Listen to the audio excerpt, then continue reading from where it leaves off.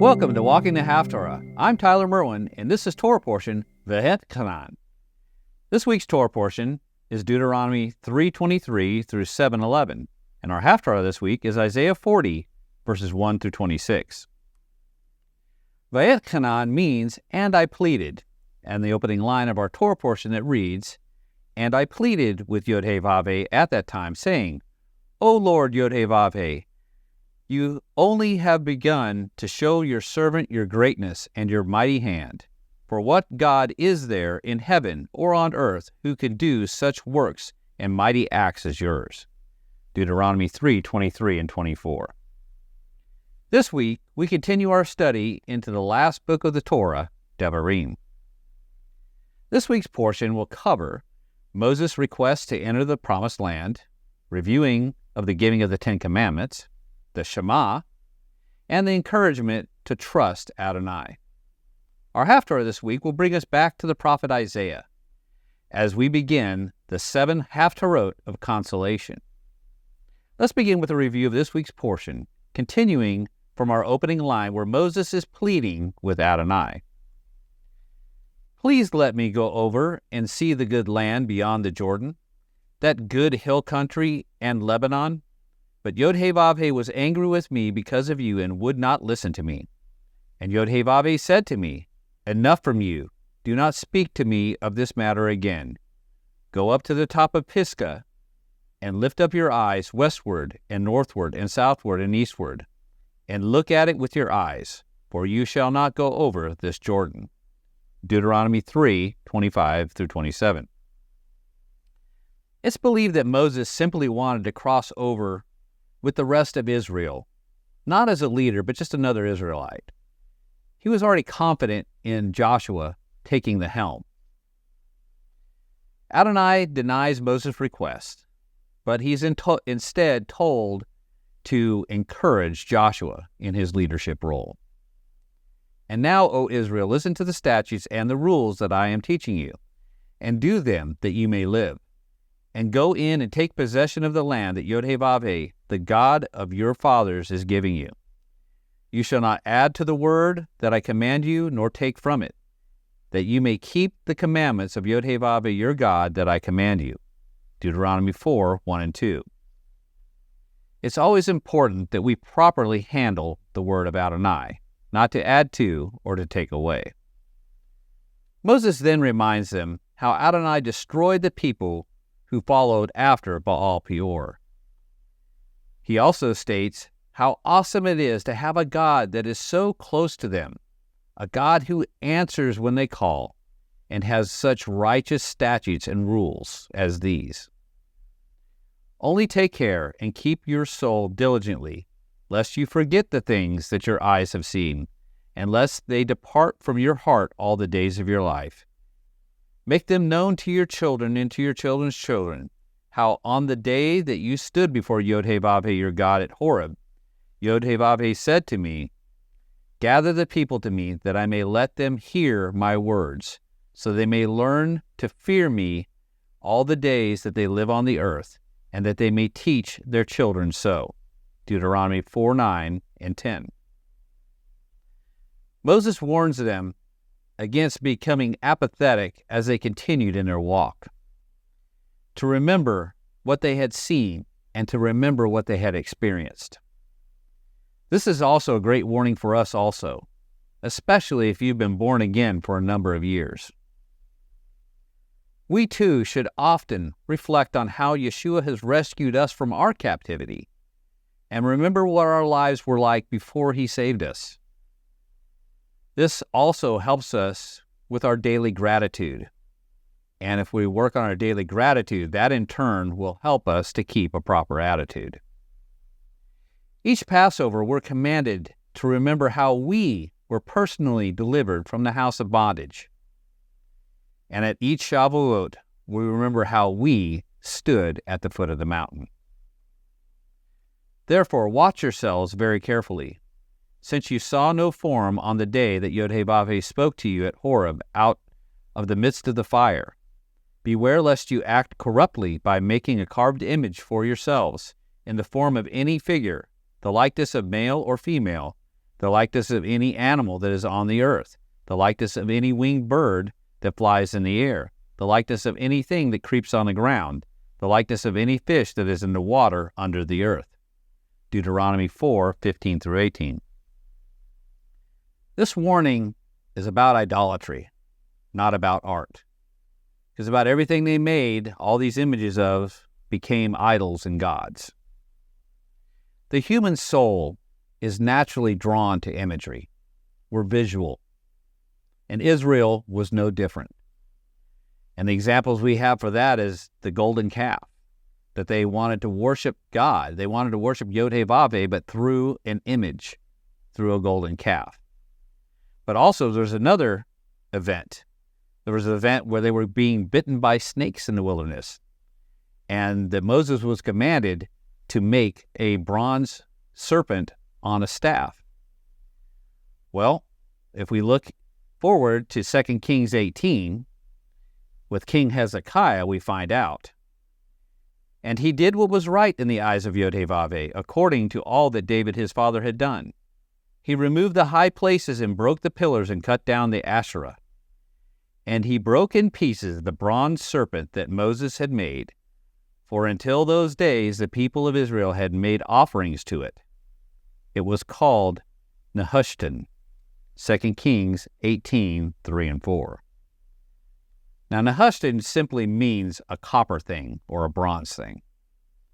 So even the things that were commanded to be made, that serpent on a pole, can become stumbling blocks if we don't stay focused on the one who made all things.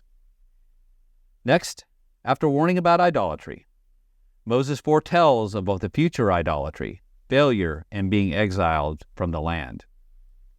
But he also foretells of the future redemption that speaks directly to us today. But from there, meaning in exile, you will seek Yod-Heh-Vav-Heh your God, and you will find him, if you search after him with all your heart and with all your soul. When you are in tribulation, and all these things come upon you in the latter days, and that means at the end of days, you will return to Yod-Heh-Vav-Heh your God and obey his voice. For Yod-Heh-Vav-Heh your God is a merciful God. He will not leave you or destroy you or forget the covenant with your fathers that he swore to them. Deuteronomy 4:29 through 31. I believe that we are in the end of days, or at least a part of the end of days. And we are a people who seek after the Holy One with all our heart and with all our soul. Next, Moses reminds them of being at Mount Sinai and the giving of the 10 Commandments, or the 10 words. There are a few nuanced differences between this account of the 10 Commandments and the ones that were given back in Exodus. The main one is regarding the Sabbath, the 4th commandment. In Exodus, we were told, remember the Sabbath day to keep it holy, Exodus 20, verse 8. Now, the remember part brings us back to creation, when Adonai rested on the 7th day from his work of creating. But here in Deuteronomy, instead of remember, we get safeguard the Sabbath day to sanctify it, as Yod-Heh-Vav-Heh your God has commanded you. And that's Deuteronomy 5:12, and that's the Art Scroll translation. So we're not only to remember the Shabbat, but we are to guard and to keep it, or safeguard it. This guarding aspect is so important to us living in the exile, in lands that don't honor his Shabbat, or don't even know about his Shabbat, or they honor another Shabbat, another day. So if we remember that the Sabbath came from creation and was and always will be on the 7th day, and we guard and keep the Sabbath in our lives wherever we live, we are honoring his holy Shabbat. This whole scene at Mount Sinai, where Adonai spoke to Israel in the midst of the fire and the cloud and the thick darkness, and gave them the 10 Commandments, is known as the Revelation. This is because this is the event where the Holy One revealed himself to his people in a very tangible and personal manner. And I think this is also why John referred to the last book of the Bible that he penned also as the Revelation. Because Yeshua, in similar fashion, revealed himself to John while Yeshua was in his glorified state. The people heard Adonai's voice speaking to them, but this created a deep fear within them. This day you have seen God speak with man, and man still live. Now therefore, why should we die? For this great fire will consume us. If we hear the voice of Yod-Heh-Vav-Heh our God any more, we shall die. Deuteronomy 5:24 and 25. Moses then agrees to be the intermediary between the people and Adonai, to receive all the statutes and the commandments and the ordinances from him and then relay them back to the people. The first commandment that Moses then lists for the people is the Shema.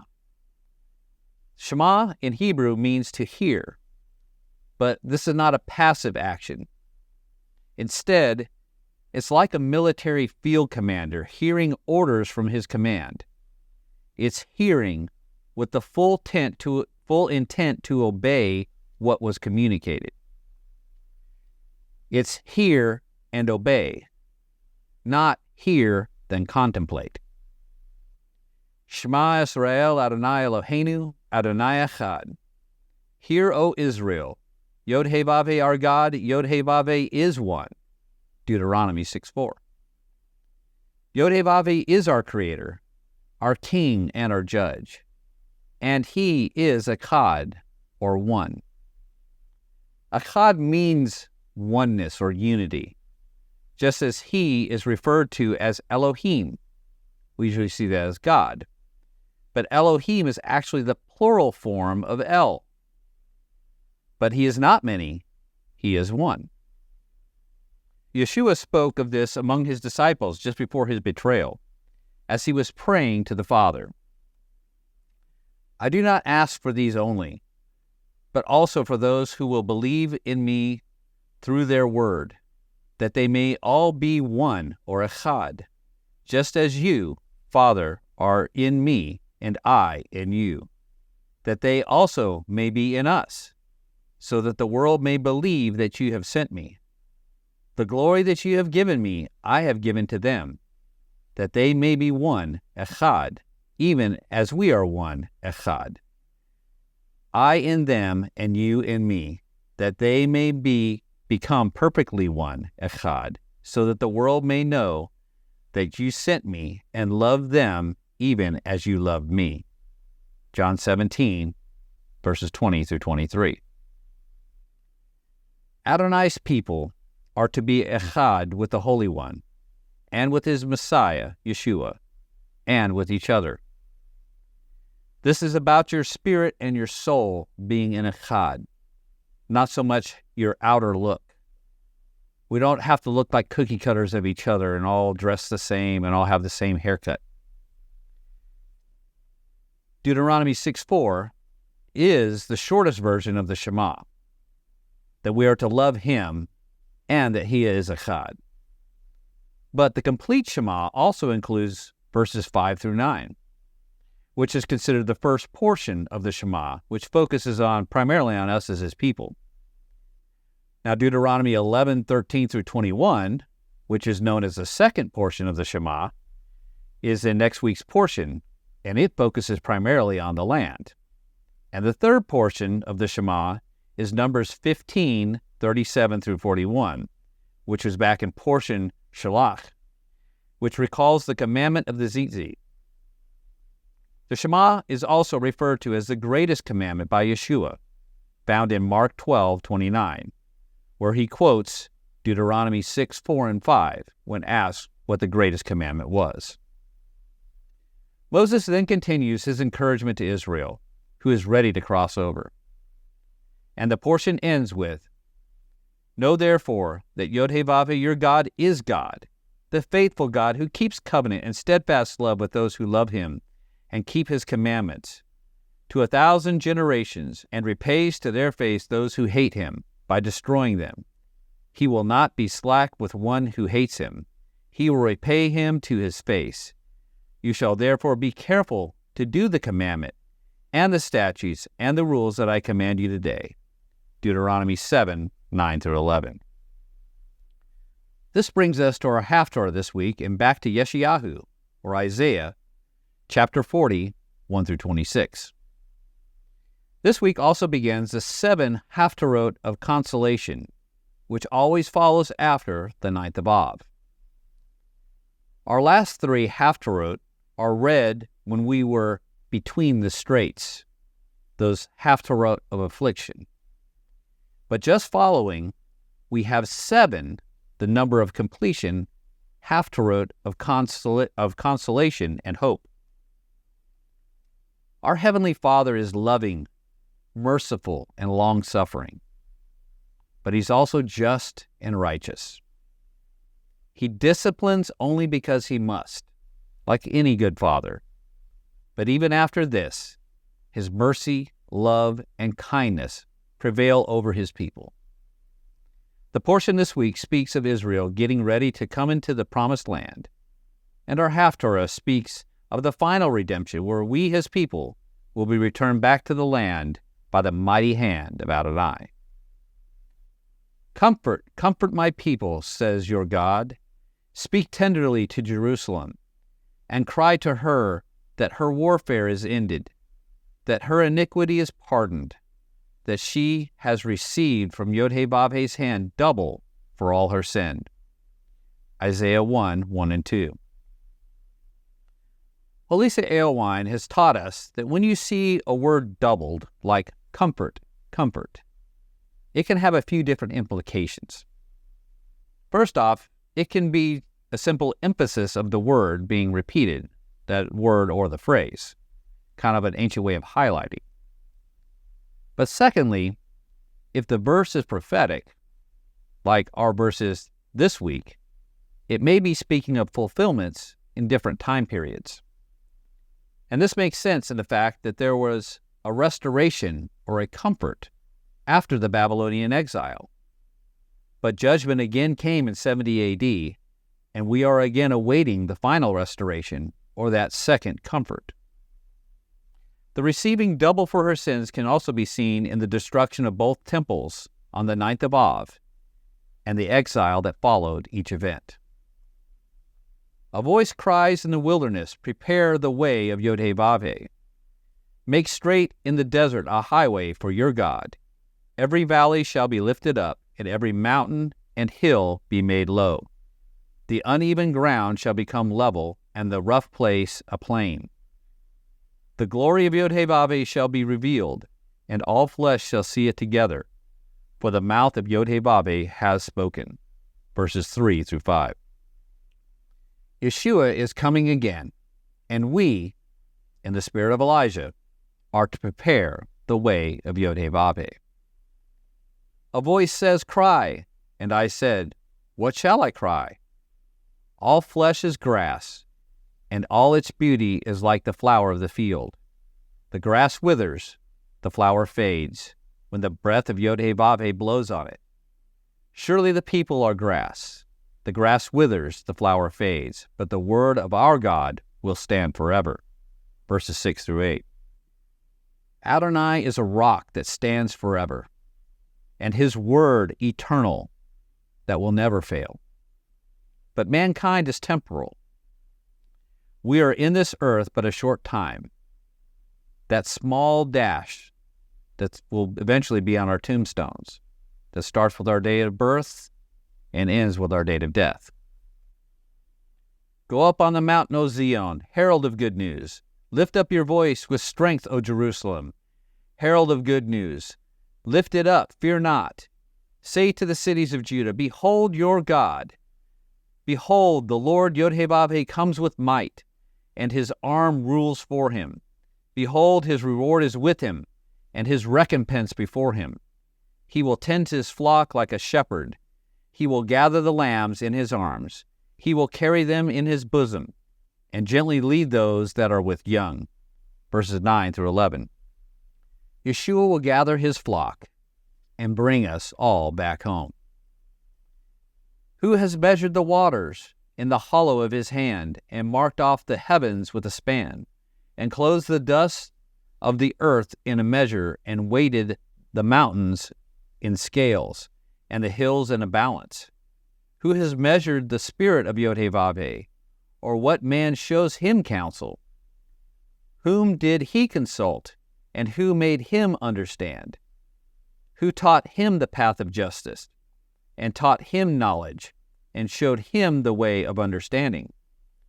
Behold, the nations are like a drop from a bucket, and are accounted as the dust of the scales. Behold, he takes up the coastlands like fine dust. Lebanon would not suffice for fuel, nor are its beasts enough for a burnt offering. All the nations are as nothing before him. They are accounted by him as less than nothing and emptiness. Verses 12 through 17. No man is wise enough to provide counsel to the Holy One.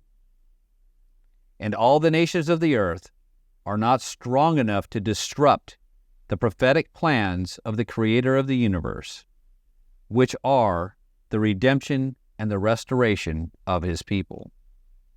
To whom then will you liken God, or what likeness compare with him? An idol? A craftsman casts it, and a goldsmith overlays it with gold, and casts for it silver chains.